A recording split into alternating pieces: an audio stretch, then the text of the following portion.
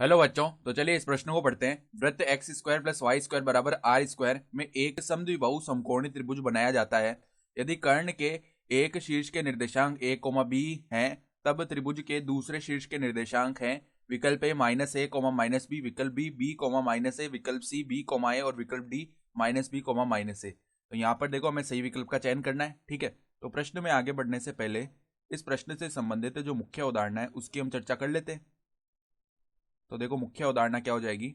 हम जानते हैं कि अर्धवृत्त पर बना कोण समकोण होता है। ठीक है, अर्धवृत्त पर जो कोण बनता है वो समकोण होता है सदैव। तो अब ध्यान से देखो, हमें क्या बताया हुआ है कि एक वृत्त है x square plus y square बराबर आर स्क्वायर।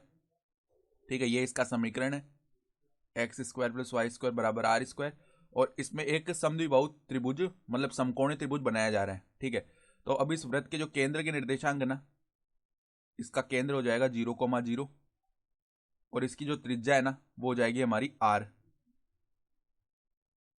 सही है, तो अगर हम ये वृत्त बनाए तो यहाँ पे देखो ध्यान से, इस प्रकार का अगर ये वृत्त होगा तो ये तो इसका केंद्र मान लियो। ठीक है, ये 0,0 है, और यहाँ पर देखो एक समकोणीय त्रिभुज इस प्रकार का हो रहा होगा। ठीक है, इस प्रकार का देखो एक समकोण, मान लो ये तो इसका क्या हो गया, ये तो इसका हो गया हमारा व्यास। सही है, में एक समकोणीय मतलब समद्विबाहु समकोणीय त्रिभुज बनाया जाता है।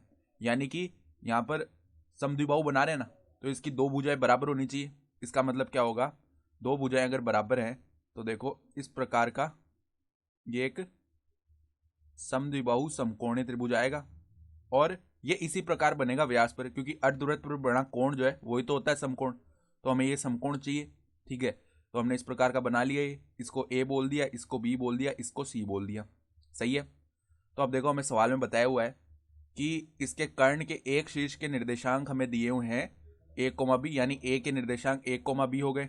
ठीक है, तो अब देखो ए बी व्यास है और ये जो केंद्र है ये व्यास का मध्य बिंदु होता है। ठीक है, तो अगर हम बी के निर्देशांक याद करेंगे ना, देखो 0,0 बराबर मध्य बिंदु का सूत्र लगा देते हैं, जो कि क्या होता है x1 प्लस x2 बट्टा 2। यानी कि देखो अगर बी के निर्देशांक हमने एक बार x, y मान लिए, तो देखो यहाँ पर अब क्या बनेगा, x प्लस ए बट्टा 2 कोमा वाई प्लस बी बट्टा 2। अब यहाँ से तुलना करेंगे ना, तो x का मान हमारा माइनस ए आएगा और y का मान माइनस का बी आ जाएगा। सही है, तो b के निर्देशांक हमें मिल गए। तो अब हमें क्या करना है, हमें c के निर्देशांक निकालने। तो अब देखो एक समद्विबाहु त्रिभुज है, तो ये जो भुजा है ना, ये जो भुजा, ये किसके बराबर आएगी, हमारी इस भुजा के बराबर आएगी। सही है, समद्विबाहु त्रिभुज का मतलब तो यही हो गया।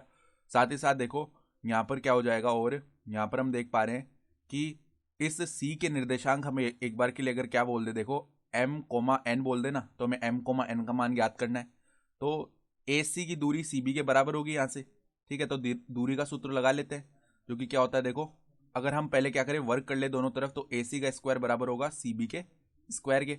अब यहाँ पर AC दूरी लिख लेते हैं। ठीक है, तो वो क्या आएगी, वर्गमूल के अंदर आएगी ना, तो पहले से ही वर्ग लगा हुआ है तो वर्गमूल तो हट जाएगा यहाँ से। तो देखो m माइनस में a का स्क्वायर प्लस में n माइनस बी का स्क्वायर, ये बचा, बराबर में क्या आ जाएगा, देखो यहाँ पर देखो b के निर्देशांक हम निकाल चुके हैं, माइनस ए कोमा माइनस बी है ना, तो m प्लस में a का स्क्वायर आएगा, और यहाँ पर n फिर देखो प्लस में b का स्क्वायर आ जाएगा। ये दोनों बराबर होंगे, तो यहाँ पे देखो वर्गों को खोलते हैं, तो m स्क्वायर प्लस में a square minus 2m plus में n स्क्वायर प्लस में b स्क्वायर माइनस के 2nb बराबर में देखो m स्क्वायर प्लस में a स्क्वायर प्लस में 2ma प्लस में n स्क्वायर प्लस में b स्क्वायर प्लस में 2nb। सही है, तो अब देखो n स्क्वायर से ये n स्क्वायर, b स्क्वायर से ये b स्क्वायर गया, फिर m स्क्वायर से ये m स्क्वायर गया, a स्क्वायर से ये a स्क्वायर गया। ठीक है, अब सभी पदों को उस तरफ लेके जाते हैं, तो 4ma प्लस में 4nb बराबर में आ जाएगा हमारा 0। सही है, तो यहाँ से ma प्लस में nb, इसका जो मान है ना 0 आएगा। सही है, तो m का मान क्या आ जाएगा, माइनस nb बट्टा a, ये मान हम याद रख लेंगे। सही है, अब देखो हम जानते हैं कि दो लंबवत रेखाओं की प्रवणताओं का गुणनफल -1 होता है, तो AC और BC लंबवत है, तो इनकी प्रवणताएं निकाल लेते हैं हम। ठीक है, तो देखो AC की जो प्रवणता आएगी गुणा BC की जो प्रवणता आएगी, इनका गुणनफल -1 आएगा। तो देखो AC की प्रवणता क्या आ जाएगी, m माइनस ए, नहीं y2 माइनस y1 करते हैं ना पहले, यानी कि n माइनस बी बटा m माइनस ए आएगा। देखो n माइनस बी बटा m माइनस ए, ये आ गई। और ये तो AC की आई प्रवणता, फिर BC की प्रवणता लिख लेते हैं। ठीक है, BC की प्रवणता क्या होगी, देखो y2 माइनस y1, यानी कि यहाँ पर देखो n प्लस ए आएगा ऊपर, और नीचे क्या आ जाएगा, m प्लस में देखो यहाँ पर क्या बनना चाहिए, देखो y निर्देशांक हमारे पास क्या था, माइनस का b था ना, तो n यहाँ पर प्लस b आना चाहिए ऊपर। ठीक है, तो n प्लस b आएगा, और नीचे क्या आएगा, x2 माइनस x1, यानी कि m माइनस में माइनस का है, यानी m प्लस ए बनाना नीचे, ये किसके बराबर आ जाएगा, -1 के बराबर। तो अब देखो ये क्या बन जाएगा, n square minus b square बराबर में उस तरफ जाके a square minus m square, ये आ जाएगा। तो अब देखो इस तरफ लेके आते हैं, तो m स्क्वायर प्लस में n स्क्वायर, इसका जो मान है ना वो किसके बराबर आएगा हमारा, इसका मान यहाँ पर देखो a square plus b square के बराबर आ जाएगा। तो अब देखो m का मान उठा के रख देते हैं, यहाँ पे क्या था, -nb बटा a था। तो देखो n स्क्वायर बी स्क्वायर बटा a स्क्वायर प्लस में n स्क्वायर बराबर में a स्क्वायर प्लस में b स्क्वायर, ये पद बना।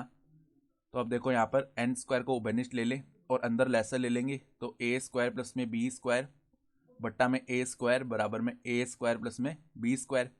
अब ये तो आपस में विभाजित हो गए ऊपर वाले पद। तो अब देखो यहाँ से मान लिखेंगे ना, तो n स्क्वायर का मान किसके बराबर आएगा, हमारा a स्क्वायर के बराबर, यानी n का मान जो है वो प्लस माइनस का a आ जाएगा। सही है, तो अगर n का मान हम प्लस माइनस a लिख रहे हैं, तो m क्या था, -nb बटा a, m बराबर था -nb बट्टा a के। तो m के भी दो मान आएंगे, पहले हम प्लस का a रखते हैं, तो -a बट्टा में a से a विभाजित हो गया, तो माइनस का b आ जाएगा ना। ठीक है, एक तो m का मान ये आ गया, और -a रखेंगे ना यहाँ पे, तो माइनस में -a बट्टा b बट्टा में यहाँ पर देखो मतलब गुणा में b बट्टा a है। ठीक है, तो ये ab बट्टा a बनेगा, तो b आ गया। तो हमारे पास देखो m कोमा n क्या बन रहे हैं, यानी c के निर्देशांक। जब हमने क्या किया, यहाँ पर m का मान -b आया, जब हमने प्लस का a रखा ना n का मान, तो -b कोमा a, और देखो क्या आ जाएगा यहाँ पर, और भी आ सकता है कि m का मान यहाँ पर क्या आ रहा है b, जब हमने -a रखा तो b कोमा -a, तो ये दो मान आ रहे हैं -b कोमा a और b कोमा -a। ठीक है, एक तो देखो -b कोमा a आ रहा है और एक b कोमा -a आ रहा है। तो अगर हम विकल्प देखें ना, तो यहाँ पर -b कोमा a जैसा विकल्प तो है नहीं, केवल b माइनस a जैसा विकल्प है। ठीक है, तो विकल्प b जो हमारा सही विकल्प हो गया। ठीक है, तो आशा करता हूँ कि आपको ये प्रश्न समझ में आया होगा। धन्यवाद।